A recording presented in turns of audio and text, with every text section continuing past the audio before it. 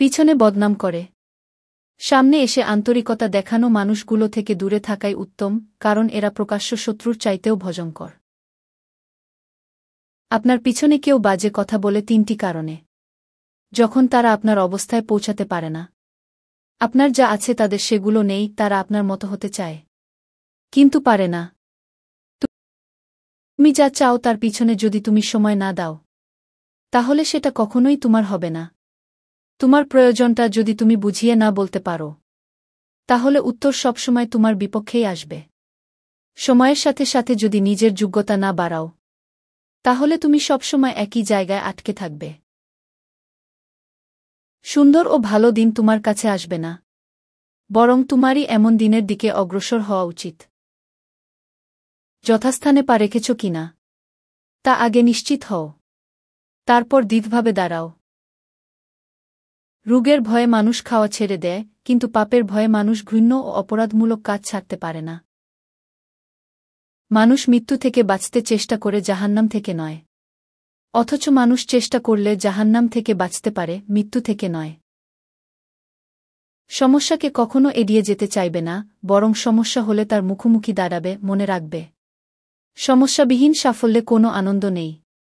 সব সমস্যার সমাধান আছেই। সত্য কখনো দাবি করে না যে আমি সত্য, কিন্তু মিথ্যা সব সময় দাবি করে যে কেবল আমিই সত্য। আমার কাছে সেরা মানুষ তারাই, যাদের অহংকার করার মতো অনেক যোগ্যতা থাকা সত্ত্বেও যাদের মাঝে অহংকারের ছিটেফোঁটা নেই। জীবনে ভালো আর মন্দ দুটি বিরাজমান। জীবনের গতি কারুর ইচ্ছায় চলে না, তাই খারাপ সময় এলে ধৈর্য ধরা উচিত। তর্ক যদি করতেই হয়, তাহলে জ্ঞানীর সাথেই করো। জিততে না পারলেও কিছু শিখতে পারবে।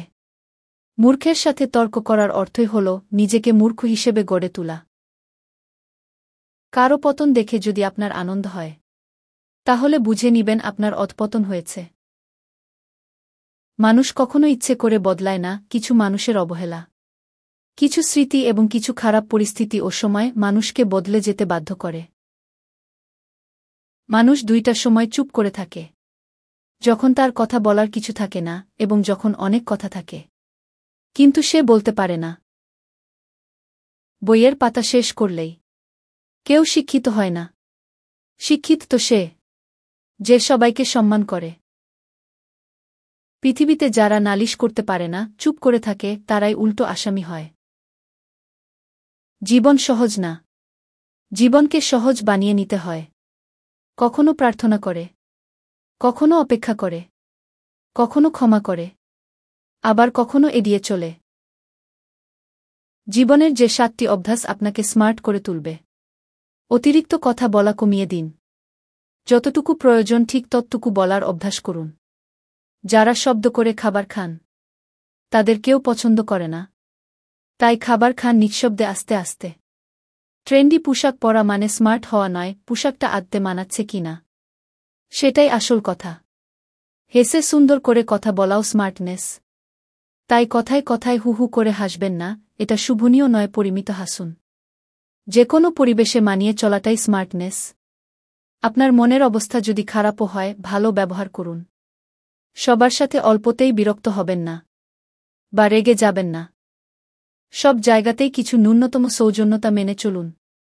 যেমন খুব জুরে জুরে কথা বলবেন না। ধূপ ধাপ পা না ফেলে নিঃশব্দে হাঁটার চেষ্টা করুন। কারও সাহায্য নেওয়ার পর ধন্যবাদ জানান।